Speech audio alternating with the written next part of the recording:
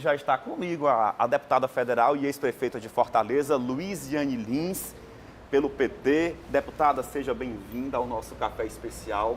E me conte aí, como é que a senhora está, hein? Muito obrigada. Um belo café aqui. Bom, agora nós estamos acompanhando de longe a situação de Gaza, mas assim, numa situação muito mais confortável, né? Passamos aí um sufoco grande nessa missão humanitária que nos levou a levar mantimentos, alimentos, remédios para aquela população, em especial as crianças, né? São mais de 67 mil mortos oficialmente, são mais de, nesse intervalo, são mais de 17 mil crianças, eu tenho dito, são crianças que sequer tiveram a oportunidade de ver, conhecer a vida e, enfim, tiveram a sua vida ceifada de forma tão abrupta. Então, nesse contexto, essa missão humanitária, ela surgiu. Eu participo porque, ano passado, por ocasião de uma conferência na Turquia, eu tive a oportunidade de ser indicada como uma das parlamentares da América Latina que defendem a questão do Estado palestino. Então, eu faço parte de um comitê executivo mundial que tem 17 membros executivos, dentre eles, inclusive, o neto do Mandela, que estava comigo nessa missão. Dos 17, 2 estavam participando diretamente. Isso fez com que eu me aproximasse da causa palestina, entendendo cada vez mais. E quando teve esse problema de 2 anos para cá, foi aquele ataque do Hamas que resultou em tudo isso que está acontecendo, que Israel aproveitou a oportunidade para cometer o genocídio e a limpeza étnica lá, e eu fui chamada para essa missão, eu achei que era fundamental ir, porque a gente, de longe, a gente sente muita impotência. Então foi um chamado, né, deputada? Foi um chamado que eu não tinha como negar. Conversei com o presidente da Câmara, disse que era uma missão humanitária fundamental, que era muito importante que a gente pudesse estar lá, a Câmara Federal representando o Parlamento brasileiro e dizendo que um problema que acontece mesmo distante do nosso país nos importa, nos interessa.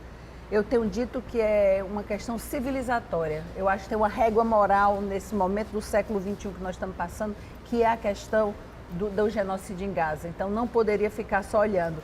E quando a gente estava perto de chegar, nós já estávamos cerca de 50 mil milhas náuticas de Gaza, já estávamos bem perto. A gente, inclusive, compartilhava a localização com as pessoas, a gente estava vibrando, né? Já estávamos a menos de 10 horas de barco, né? Porque o barco tem uma velocidade reduzida, é um barco pequeno, é um barco a velas, né? Particularmente esse que eu estava, mas a maioria dos barcos que compunham a flotilha eram assim. E nesse momento nós fomos abruptamente interceptados. Inclusive a gente tem as imagens acompanhando ali aquele exato momento que passava pela sua cabeça, deputada, na hora da abordagem, né, dos soldados do Exército de Israel. Olha, a gente, porque pelo histórico que aconteceram nas flotilhas, tiveram vários tipos de abordagem. Por exemplo, em 2010 teve uma abordagem onde morreram 10, eles já chegaram atirando, morreram 10 ativistas naquele momento. Outros momentos a abordagem ela foi uma abordagem de interceptação, de prisão e a levada para o posto de Ashdod, que a gente foi levado para esse porto, que é um porto israelense.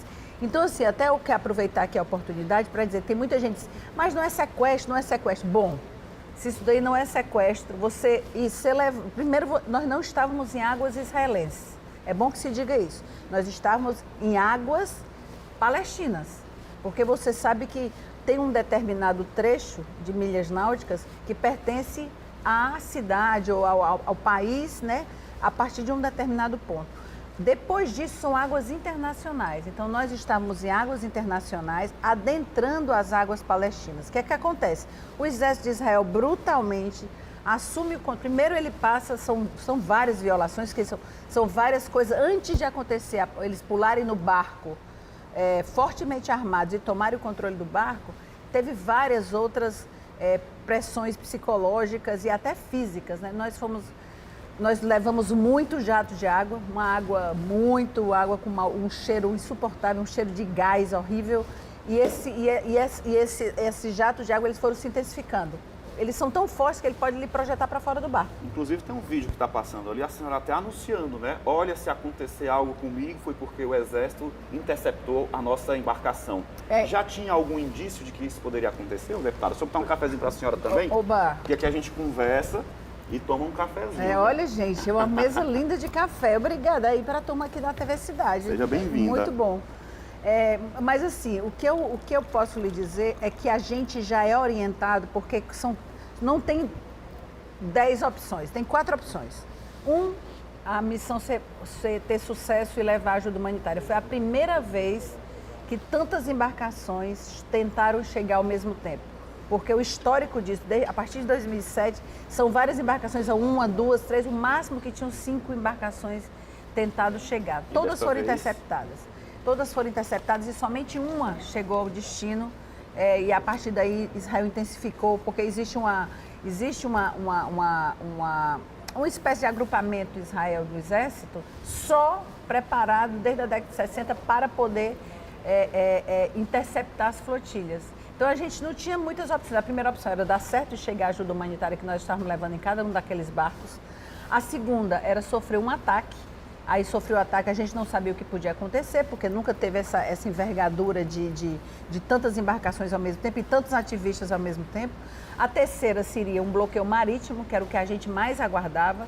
O bloqueio marítimo é simplesmente, como eles querem, por fina força, dizer que aquilo ali, as águas territoriais que eles estão bloqueando de Gaza, Israel se apropriou e não deixa chegar. Os palestinos são proibidos de pescar no seu próprio mar, só para você ter uma ideia. E a gente soube, inclusive, que na noite que estavam interceptando, isso é até uma novidade que aproveita aqui no seu programa para falar. Eles aproveitaram, inclusive, esse momento onde a fiscalização toda dos barcos israelenses que ficam monitorando os palestinos para pescar, particularmente nessa noite, eles passaram a noite todinha tendo condição de pescar, porque a fiscalização não estava acontecendo, porque eles estavam buscando a gente, estavam interceptando a flotilha. Eles tomaram o barco de assalto e eles nos prenderam todos. Ali a gente já teve passaporte retido, todos foram encaminhados para o fundo do barco, para a parte de baixo, e eles dirigiram por 15 horas a embarcação até nos levar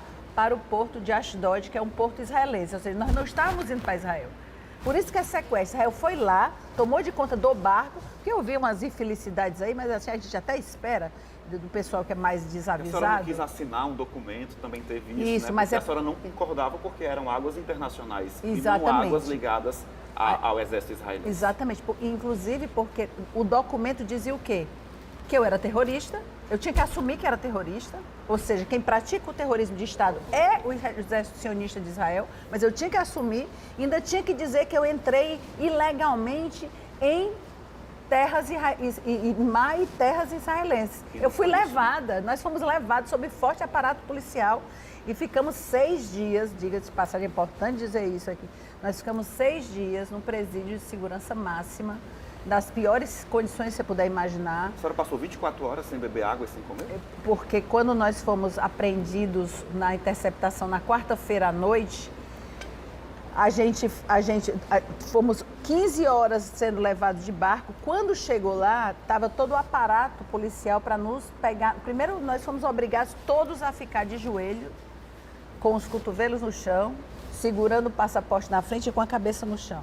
Nós ficamos mais de 1 hora nessa situação. Mais de 200 ativistas, que ainda estavam chegando os outros, enquanto os outros chegavam, nós fomos obrigados a ficar debaixo do sol, no asfalto, nessa posição, como uma forma, né, do Ben-Gvir, que é aquele secretário, o ministro da Segurança Nacional, aquela situação toda que ele provocou ali, numa tentativa de humilhar, porque eles já tinham dito que iam nos tratar como terroristas de Estado lá de Israel. Inclusive, ele solta uma risada no final da fala, né? Quando fala sobre o caso da flotilha. Um horror. Inclusive, quando nós fomos... Então, quarta-feira, quinta, nós amanhecemos lá, passamos o dia inteiro da quinta-feira sem comer, sem ir no banheiro, sem tomar água, até chegar à noite no presídio, que nós chegamos na quinta-feira à noite. E olha que pasme, na madrugada, primeiro eles o tempo inteiro fazem terror psicológico, privação de sono. De 1 em 1 hora entrava o exército israelense na cela. De 1 em 1 hora, de 1 em 1 hora. Uma cela que era para ter 5 pessoas, tinham 11, no meu caso. Tinham celas até com 20 mulheres, quando só cabiam 5, né? 3,5 por 7, mais ou menos. E, ao mesmo tempo, o ministro foi de cela em cela. Quando ele chegou na minha, primeiro eles mandavam a gente todos ficarem recolhidos no fundo da cela para receber.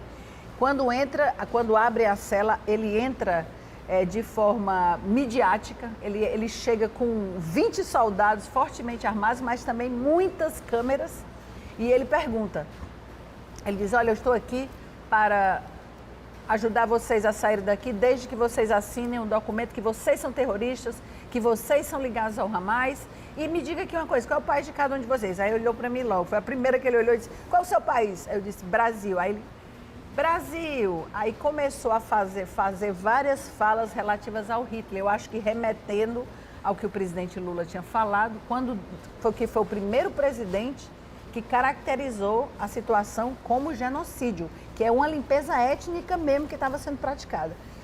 Mas, assim, com tudo que a gente passou, eu penso que não chega nem próximo ao que mais de 10 mil palestinos passam naquela mesma prisão. Nós ficamos juntos, a prisão era a mesma dos palestinos, embora alas separadas, nós não encontramos com eles, mas dentre eles são 10 mil presos, 400 crianças que estão presas nas prisões israelenses.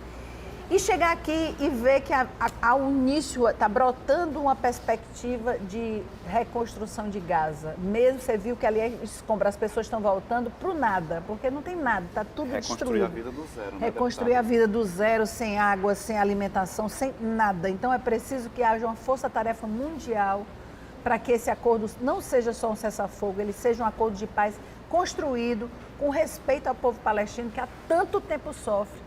E a gente usa muito a ideia de que eles nos ensinam muito todo dia, porque é um processo de resiliência de mais de 80 anos e esses 2 anos aí demonstrou o quanto os palestinos são fortes, são lutadores e ao mesmo tempo têm consciência de que eles têm legitimidade sobre aquela terra. Deputada, a senhora está usando uma faixa, inclusive, né?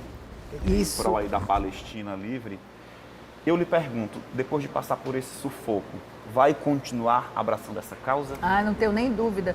Tanto pela minha participação na Liga Internacional, eu sou uma das parlamentares que tem essa responsabilidade, como também enquanto Gaza tiver com cerco, enquanto nós não rompermos esse cerco, porque qual era a grande tarefa e qual era o grande desafio? Nós conseguirmos abrir o corredor humanitário, porque é o seguinte, na hora que vão as embarcações, mesmo que ela não tivesse toda a alimentação que Gaza precisaria, porque são 2 milhões de pessoas passando privação, tendo a fome como arma de guerra, um horror. Mas assim, se a gente tivesse conseguido chegar, imediatamente o que é que acontece? Outros navios de outros países, mesmo sem conflito direto com Israel, eles poderiam adentrar abrindo o corredor humanitário, porque quando o corredor humanitário ele é aberto pelo direito internacional, ele deve permanecer aberto, porque é importante que as pessoas saibam disso, porque todo o povo, inclusive que está em guerra, ele merece, ele pode ter um corredor humanitário criado, isso é do direito das leis internacionais, inclusive de guerra. Então, assim, Israel está descumprindo tudo e eu acho que a flotilha, eu acho que as embarcações movimentaram 44 países no mundo. Então, a repercussão por exemplo, aquele vídeo a gente é orientado a fazer aquele vídeo e não publicar. Mas caso a gente seja interceptado, porque podia ter havido a interceptação só para a gente não chegar perto, mas eles fizeram questão de nos prender, de nos levar para o porto, de fazer humilhar, e para solo israelense, nos fazer humilhar. E quando eu não assinei a deportação, é que eu ia assumir que era terrorista, estava entrando ilegalmente, o que não era verdade, eu estava construindo prova contra mim, ainda corria o risco de ser deportada e deixar os brasileiros todos lá. Então era uma tarefa minha também, até como deputada federal, tenho responsabilidade pelo povo brasileiro. Eu quis voltar com os 13 brasileiros que lá estavam e assim foi. Deputada, temos 3 minutos. A senhora acha que está perto do fim? O que a senhora achou desse acordo de paz mediado pelos Estados Unidos entre Israel e a Palestina? Olha, a gente não tem a menor dúvida de que você ter 3, 4 dias sem aquelas crianças imaginarem que elas vão dormir sem o barulho de bombas, isso aí já é uma coisa que alivia a nossa alma. Mas a gente também imaginar que é um acordo frágil, a gente está vendo que é um acordo frágil. Por quê? Porque eles querem colonizar a Palestina. Então, eu penso que o acordo ele precisa ter essa sintonia de que a população palestina ela participe de todo o processo. a sociedade palestina, ela tem condições, porque a gente luta, sempre lutou. Me lembro desde o movimento estudantil que a gente queria a Palestina livre pela autodeterminação dos seus povos, ou seja, o povo palestino tem direito ao Estado palestino.